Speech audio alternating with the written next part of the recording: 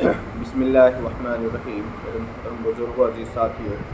آج ہم بات کریں گے ووٹ کی شرعی حیثیت اور کس شخص کو ووٹ ڈالیں، کیسے آدمی کو ووٹ ڈالیں۔ اس کے تعلق سے قرآن پاک اور احادیث مبارکہ میں ہمارے آقا صلی اللہ علیہ وسلم نے ہماری کیا رہنمائی فرمائی۔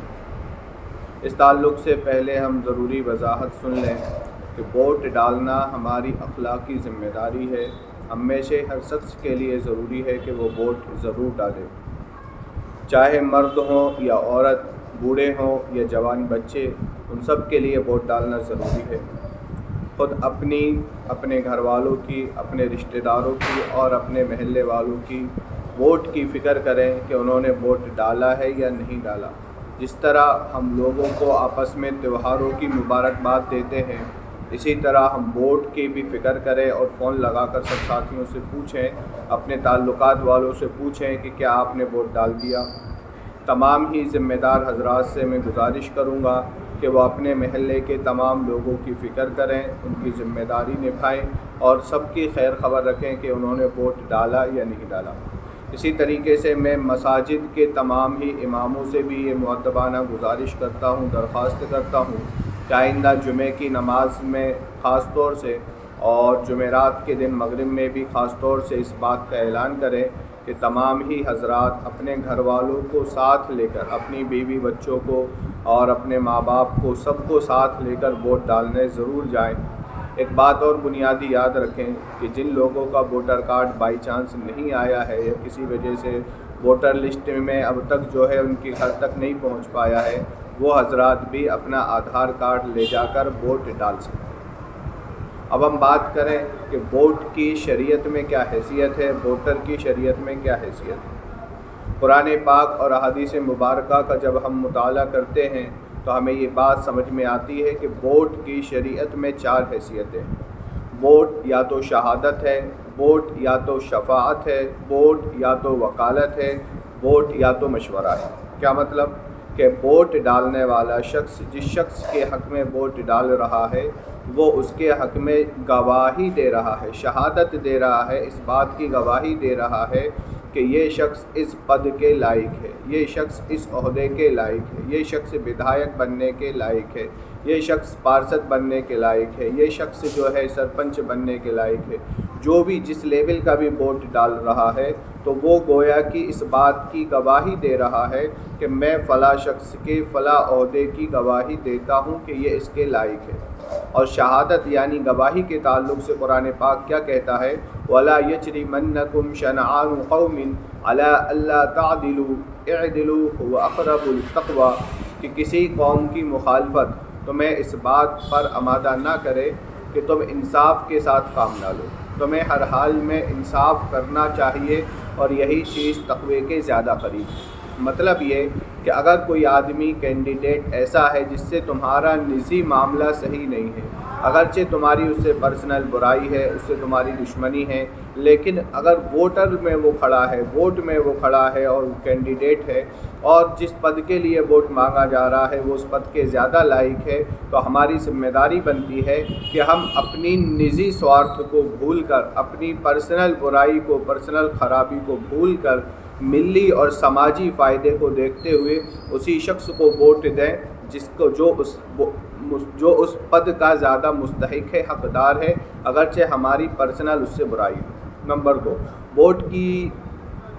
حیثیت شفاعت کی ہے، یعنی سفارش کرنے والے کی ہے۔ اور یعنی آپ جس شخص کے حق میں ووٹ ڈال رہے ہو، جس شخص کو اپنا ووٹ دے رہے ہو، گویا کہ آپ اس کی سفارش کر رہے ہو، حکومت سے، ذمہ داروں سے، یا جو ہے چناؤ وبھاگ سے کہہ سکتے ہو کہ میں اس کے حق میں سفارش کر رہا ہوں کہ یہ شخص جو ہے اس پد کا اہل ہے، اس پد کے لائق ہے، یہ اس ذمہ داری کے لائق ہے۔ اور سفارش کے تعلق سے اللہ کے پیارے حبیب صلی اللہ علیہ وسلم نے ہمیں یہ تعلیم دی ہے، مَن یشفع شفاعۃ حسنۃ یکن لہ نصیب منہا ومن یشفع شفاعۃ سیئۃ یکن لہ نصیب منہا او کما قال علیہ الصلاۃ والتسلیم کہ جو شخص کسی اچھائی کی سفارش کرے گا اور جس کی سفارش کی اس نے بعد میں اس کی سفارش سے اچھا کام کیا، سفارش سے کوئی پد ملنے کے بعد، ذمہ داری ملنے کے بعد، کوئی کام ملنے کے بعد اچھا کام کیا تو جس نے اس کی سفارش کی ہے اس کے اچھے کاموں میں ان سفارش کرنے والوں کا بھی حق لگے گا۔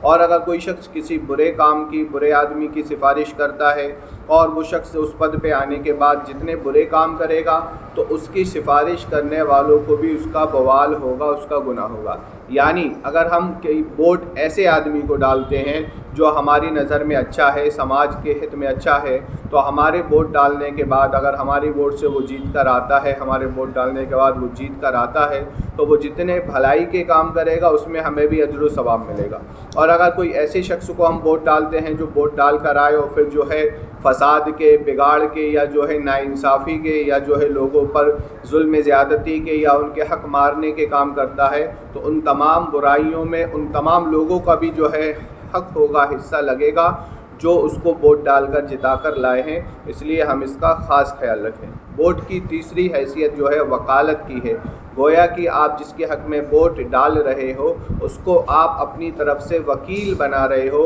کہ میں فلاں شخص کو اپنی طرف سے فلاں پد کے لیے وکیل بنا رہا ہوں، میں ودھایک کے لیے، میں سانسد کے لیے، میں مہاپور کے لیے فلاں شخص کو اپنی طرف سے وکیل بنا رہا ہوں کہ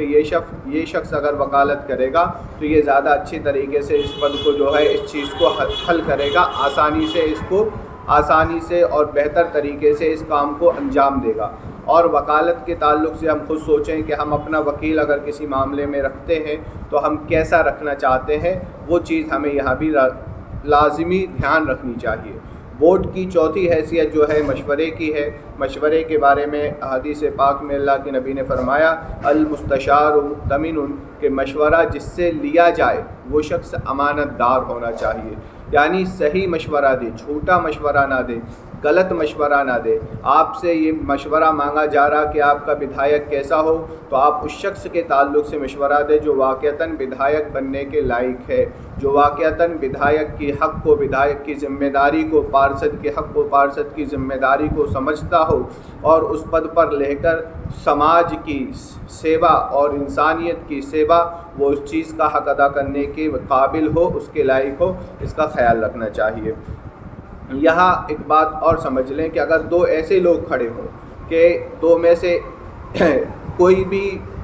زیادہ فائدے کا سمجھ میں نہیں آ رہا یا دونوں کی دونوں جو ہے زیادہ فائدے کے سمجھ میں آ رہے ہیں تو ہم کس کو ووٹ دیں؟ تو ایسی صورت میں جو زیادہ فائدے کا لگ رہا ہو، یعنی 19-20 بھی اگر ہے تو جو 20 ہے ہمیں اس کو ہی ووٹ ڈالنا چاہیے۔ یا اگر دونوں ہمارے لیے صحیح نہیں لگ رہا، ہماری نظر میں ایسا لگ رہا ہے کہ دونوں ہی کینڈیڈیٹ صحیح نہیں ہیں، یا 4 کھڑے ہیں کسی سیٹ پر اور چاروں کی چاروں کینڈیڈیٹ صحیح نہیں ہیں، تو اس صورت میں جو سب سے کم درجے کا برا ہو